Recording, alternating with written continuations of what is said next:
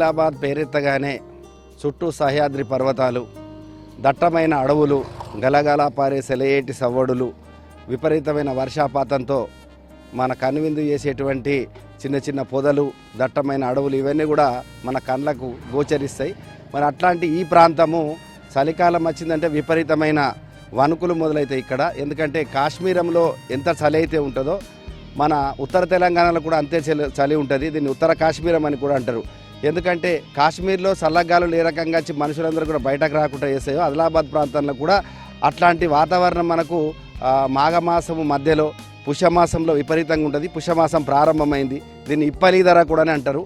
ఉదయం 5 గంటల నుంచి 6 గంటల ప్రాంతాల్లో చూసినట్లయితే పూర్తిగా దట్టమైన పొగలు కమ్ముకొని అసలు రాకపోకలే కాదు ఒకరికొకరు కూడా కనిపించినటువంటి వాతావరణం మనకు కనిపిస్తుంటుంది. ఇట్లాంటి వాతావరణం కేవలం కాశ్మీర్ ప్రాంతంలోనే కనిపిస్తుంది, హిమాచల్ ప్రదేశ్లో కనిపిస్తుంది, ఉత్తరాఖండ్లో కనిపిస్తుంది, తర్వాత ఆదిలాబాద్లోనే కనిపిస్తుంది. మరి భిన్నమైనటువంటి ఈ వాతావరణానికి తట్టుకునేటువంటి శక్తి కూడా ఇక్కడ ప్రజలకు ఉన్నదనిపిస్తుంది. ఎందుకంటే అప్పుడే విపరీతమైనటువంటి వేడి, అప్పుడే చల్లగాలులు, అప్పుడే చలివెడుతుంది.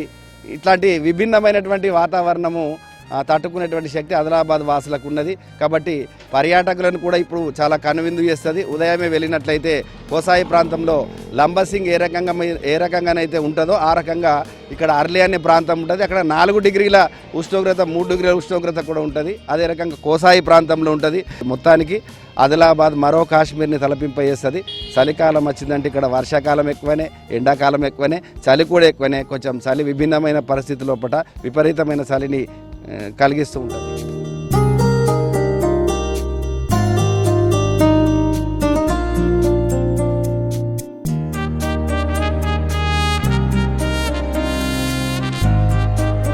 ఆదిలాబాదు ఉమ్మడి జిల్లాలో చాలా అద్భుతమైనటువంటి వాతావరణాన్ని ఇక్కడ ఆదిలాబాద్ జిల్లా ప్రాంత ప్రజలు ఎంజాయ్ చేస్తూ ఉన్నారు మిత్రులారా.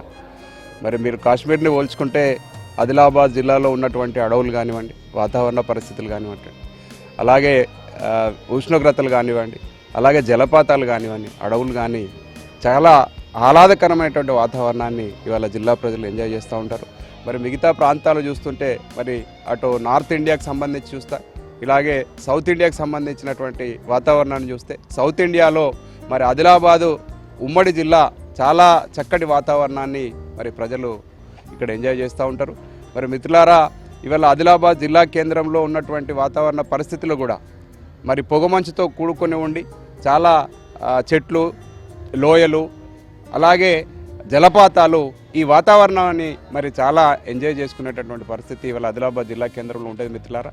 అందుకంటే పర్యాటకులు కూడా చాలామంది ఆదిలాబాదు ఉమ్మడి జిల్లాని మరి పర్యాటక కేంద్రంగా కూడా మరి ప్రభుత్వం ఆలోచించాలని చెప్పేసి ఇక్కడ ఉన్నటువంటి జలపాతాలు ఏవైతే ఉన్నాయో వాటిని ఇంకా అభివృద్ధి చేస్తే మరి పర్యాటక కేంద్రం కూడా మరి ఉమ్మడి ఆదిలాబాద్ జిల్లా కేంద్రం అభివృద్ధి చెందేటటువంటి అవకాశం ఉంటుందని. హైవే ప్రాంతం గుండా వెళ్ళినట్లయితే మరి పొగమంచుతో కూడుకొని ఉండి వాహనాలు కూడా వెళ్ళడానికి ఇబ్బందికరమైనటువంటి వాతావరణం కూడా ఉంటా ఉంది. మరి ఈ పొగమంచు కూడా మరి ఈ వాతావరణంలో ఒక అనూహ్యమైనటువంటి మార్పుగా మనం గమనించాలి. మరి చక్కటి వాతావరణం ఆదిలాబాదు మరి ఉమ్మడి జిల్లాలో ఉంటుంది. ఇక్కడ ఉన్నటువంటి ప్రజలందరూ కూడా ఈ వాతావరణానికి అలవాటు పడి చాలా ఎంజాయ్ చేసేటటువంటి అవకాశం ఉంటుందని చెప్పేసి తెలియజేస్తా ఉన్నాను.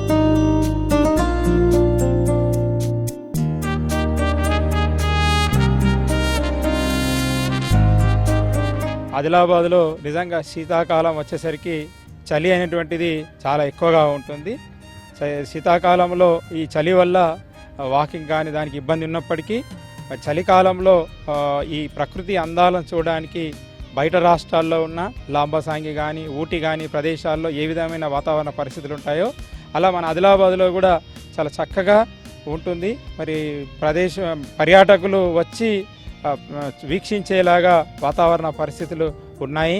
ఉదాహరణకు ఇక్కడ ఆదిలాబాద్ మన తలమడుగు మండలం కోసాయిలో వెళ్ళినట్లయితే అక్కడ నిజంగా ఊటీని మరపించేలాగా వాతావరణం ఉంటుంది.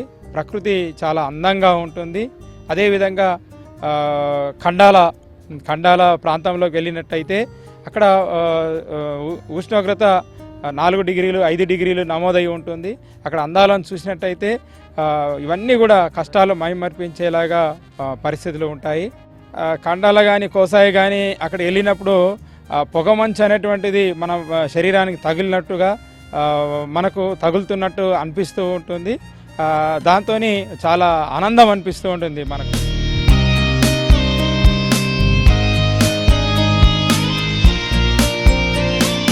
ఆశ్చర్యం లేదు.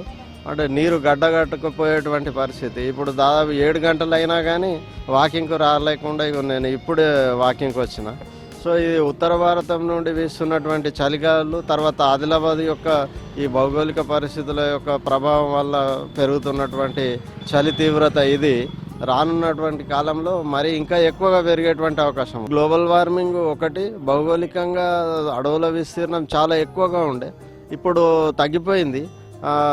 ఇది కూడా కొంత ఈ చలికి కారణమవుతూ ఉన్నది.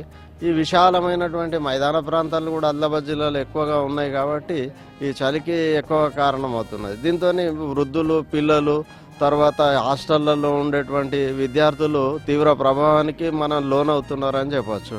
సో ఇది రానున్న కాలంలో పెరుగుతుంది కాబట్టి ప్రభుత్వం కూడా ముఖ్యంగా హాస్టల్లో, ఆశ్రమ పాఠశాలలో ఉండేటువంటి విద్యార్థుల పట్ల కొంచెం జాగ్రత్త తీసుకోవాలి కంపల్సరీగా. వాళ్ళ కిటికీలు బంద్ చేయించడం కానీ, తర్వాత వాళ్ళకు ఈ బ్లాంకెట్స్ కానీ, తర్వాత ఇవి సప్లై చేయడము, వేడి నీటి సౌకర్యం కల్పించడము అట్లాంటివి చేయాల్సినటువంటి అవసరం.